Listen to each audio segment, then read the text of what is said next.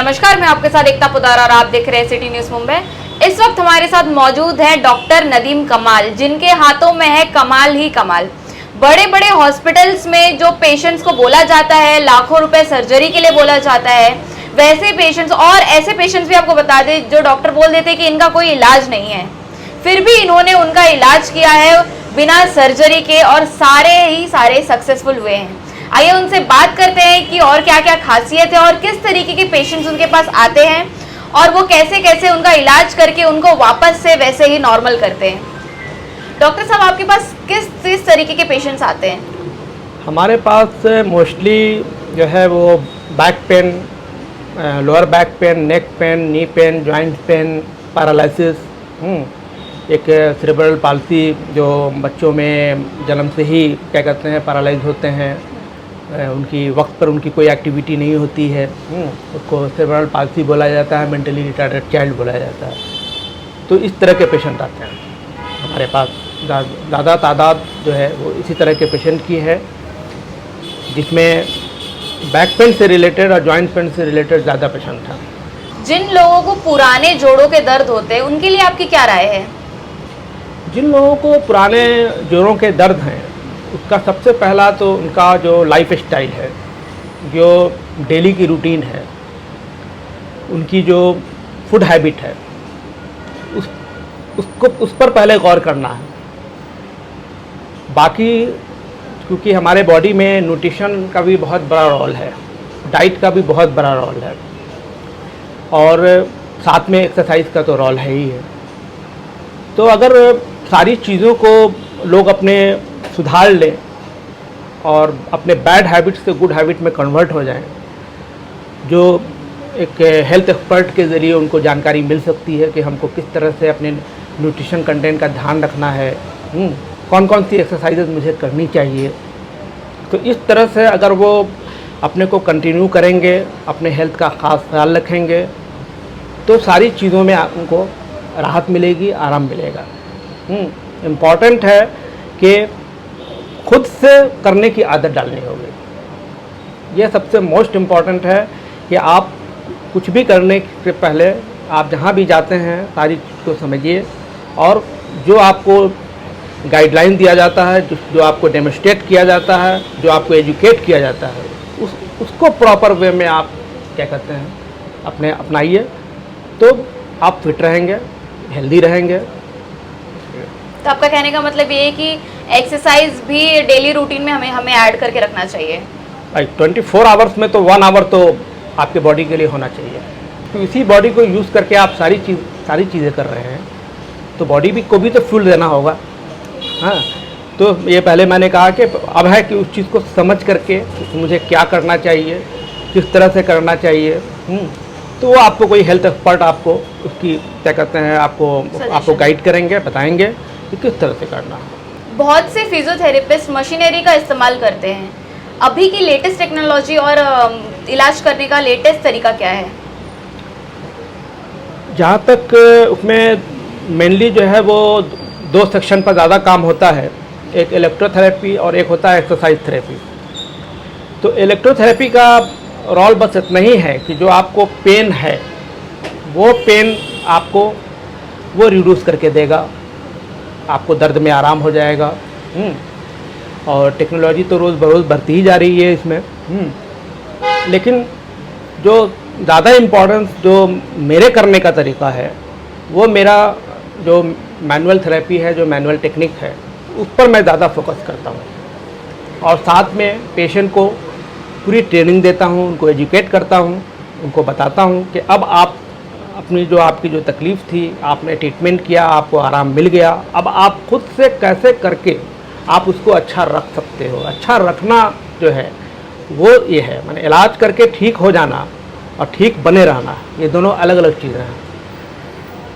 तो इम्पॉर्टेंट है कि आपका जो बात का रोल है, जो मेरे ट्रीटमेंट के बाद जो मैंने आपको बताया, आपको ट्रेनिंग दी, पोस्चर वाइज, एक्सरसाइज वाइज, जो भी उसको आपको फॉलो करना है, तो ही आपका डिजनरेशन रुकेगा और आपको जो है तकलीफ़ आपसे दूर रहेगी। जिस तरीके से कुछ पेशेंट से हमने बात की थी, तो उन्होंने ऐसा बताया कि आप सर्जरी बहुत कम प्रेफर करते हैं, ज़्यादा करके आप एक्सरसाइज वगैरह से ही ठीक कर देते हैं उनको? देखिए उसमें एक मेरे पास जो पेशेंट आते हैं तो मोस्टली कोई भी मुझसे सर्जरी की बात नहीं करता है। वो आते हैं और बताते हैं कि भाई मुझे ये प्रॉब्लम है, आप ट्रीटमेंट क्या आपका ये होगा। तो उसमें जो कुछ मैनुअल टेक्निक्स हैं, जैसे आपने अभी इलेक्ट्रोथेरेपी की बात की, तो ये करके क्या करते हैं, मैं उनको करता हूँ। जैसे 5 दिन 5 to 7 डेज इलेक्ट्रोथेरेपी देने के बाद फिर उनका जो है मैनुअल थेरेपी करता हूँ।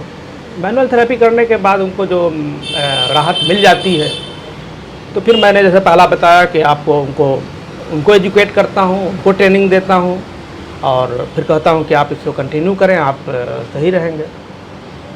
जिस तरीके से आप जानते हैं कि सोशल मीडिया का ज़माना है, लोग परिवार वालों को वक्त देने से ज़्यादा अपने फ़ोन पे देते हैं, इस तरीके से फ़ोन चलाते हैं। तो ये जो अभी का दौर चल रहा है, फ़ोन में घुसे हुए रहना, लोगों का मुंडी झुका के एकदम फ़ोन देखते रहना, तो इस तरीके से अब हमारी बॉडी में क्या इफ़ेक्ट करता है? अंडरस्टूड है। एक जगह फिक्स होकर के जब भी आप बैठेंगे तो आपकी मसल स्टिफ होगी। जब मसल स्टिफ होगी तो आपके जॉइंट्स की मोबिलिटी कम हो जाएगी। और आजकल जो मतलब कि ये जो back pain, neck pain, joint pain, ये सब जो मिल रहा है, ये आजकल लोगों को गिफ्ट में मिल रहा है। ये एक तरह का तोहफा है ये, जो हम लोगों ने खुद से ही ले लिया अपने आप को फ़ोन चला के। खुद दावत दे करके अब जो है वो लाया गया है। क्योंकि कंटिन्यूस, हाँ, हम जहाँ तक मजबूरी की बात है कि भाई किसी का जॉब ऐसा है कि वो बैठ के कंप्यूटर पर काम कर रहा है या लैपटॉप पर काम कर रहा है, तो उसमें जो है बीच बीच में वक्फा देना है, मतलब अपनी बॉडी के पोजीशन को चेंज करना है, पैटर्न को चेंज करना है। तो देखिए, एक फिक्स बॉडी जब होगी तभी आपकी मसल टाइट होगी, जॉइंट में मोबिलिटी कम होगी, तो आपको जकड़न अकड़न, फिर जो स्पॉन्डिलाइटिस, PID, स्लिप डिस्क, ये सब जो क्या कहते हैं, जो इतनी माने अच्छी किस्म की बीमारियां हैं, तकलीफ़ है, वो आपको आती जाएगी, धीरे धीरे धीरे डिजनरेट होता जाएगा और आती जाएगी आपके इसमें। इसलिए कुछ भी करना है वो प्रोलॉन्ग पीरियड तक नहीं होना चाहिए। आप काम कर रहे हैं, किसी भी ऑफिस में आप काम कर रहे हैं, कहीं भी काम कर रहे हैं, तो ऐसा कोई ये नहीं है कि वहाँ पाबंदी लगा दी गई है कि आप उठ नहीं सकते हैं। कुछ नहीं करना है, अपने बॉडी को जगह से उठना है, थोड़ा पीछे मूव करना है, आगे फॉरवर्ड करना है, साइड बेंडिंग करना है। तो ये आपका जो है हर आधे घंटे 15 मिनट पर होना चाहिए। जिस तरीके से कुछ बाइक जो चलाने वाले जो राइडर्स होते हैं, जो मतलब नॉर्मल भी जो लोग बाइक स्कूटी चलाते हैं, उनको भी काफ़ी कमर दर्द, रीढ़ की हड्डी का दर्द और गर्दन के दर्द की समस्या होती है, तो उसमें आप क्या कहना वो चाहेंगे? जर्किंग की वजह से होता है, क्योंकि जो रोड्स का जो हाल है ना, उसमें जर्किंग और लोगों के स्पीड पर कंट्रोल होता नहीं है। एकाएक ब्रेकर आ गया, एकाएक गड्ढे आ गए, अब उसमें गाड़ी गई तो यहाँ पीछे से क्या बम्पिंग होती है। उसकी वजह से जो है लोअर बैक पेन, जो बाइकर्स होते हैं उनको लोअर बैक पेन ज़्यादा होता है। और सिर्फ इन सब चीज़ों के लिए सिर्फ बाइक ही काफ़ी नहीं है, बहुत सारी चीज़ें हैं। उनके क्या कहते हैं, क्या काउज है, एकदम एक्यूरेट पता लगाना थोड़ा मुश्किल है। जैसा कि मैंने पहले जिक्र किया कि प्रोलॉन्ग स्टैंडिंग, प्रोलॉन्ग सिटिंग, और खड़े खड़े जो है वो बेंड हो गए, वेट लिफ्टिंग कर लिया, तो ये सब क्या है कि सारी चीज़ें जो है वो लोगों को पता नहीं होती है क्या करना है। अगर आप 5 kg इधर उठाया तो 5 kg इधर भी होना चाहिए, ताकि ये स्पाइन आपका बैलेंस रहे।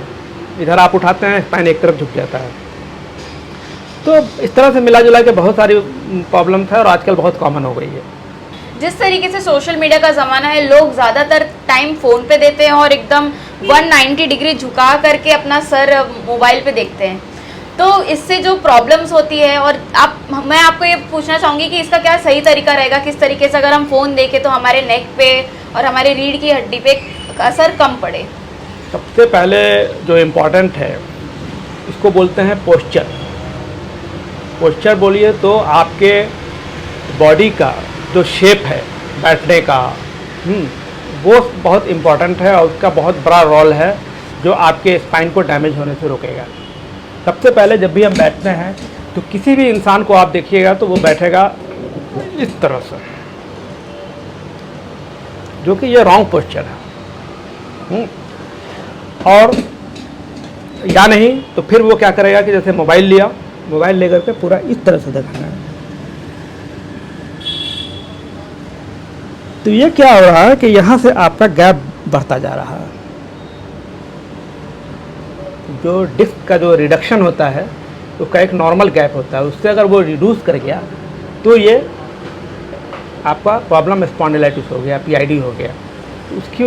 उसको असल इम्पॉर्टेंट है कि अगर देखना ही है स्ट्रेट बैठेंगे और यहाँ से देखेंगे, क्योंकि नेक जो है ना वो बिल्कुल 90 डिग्री पर होना चाहिए। ये बिल्कुल प्रॉपर पोजीशन है, जिसे पूरा बॉडी का मेरा शेप देखिए मैं किस तरह से बैठा हुआ हूँ और इस तरह से। और जब करने लगते हैं तो करने की ऑटोमेटिक आदत पर ही जाती है।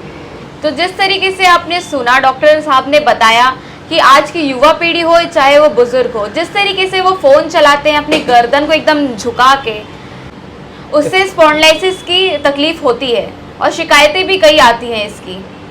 उन्होंने बताया जिस तरीके से 90 डिग्री हमें अपना सर रख के और फ़ोन देखना चाहिए ताकि गर्दन में जो तकलीफ बन रही है फ्यूचर में वो नहीं बने।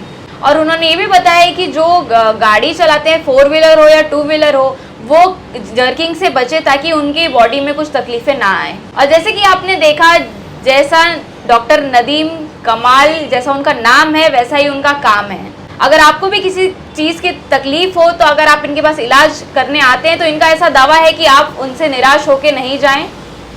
उनका फ़ोन नंबर और एड्रेस डिस्क्रिप्शन में मेंशन किया हुआ है, आप उसमें जाके इनसे संपर्क कर सकते हैं। इसी तरह की खबरों के लिए बने रहिए, देखते रहिए मेरे यानी एकता पुदार के साथ सिटी न्यूज़ मुंबई।